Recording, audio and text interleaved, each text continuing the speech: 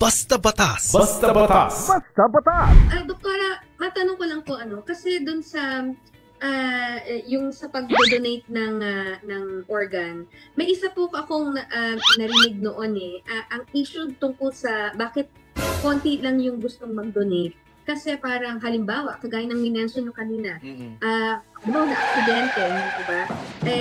Pwede naman siyang mag-donate kasi kung na-brain dead na, may iba pang functioning organs, di ba? Pero ayaw, o kaya yung hindi naman siya brain dead, pwede pa siyang, pwede pang masalba. Pero yung iba daw, tinutuluyan para kasi pag nakitang donor ka, tutuluyan ka para mag-donate na lang yung, yung organs mo. Meron po ba, is there any truth to that?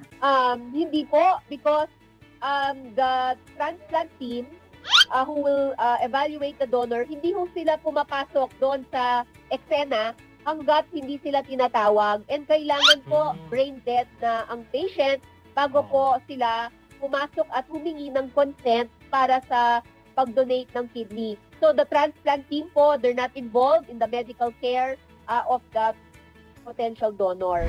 Basta Batas. Basta Batas. Basta Batas.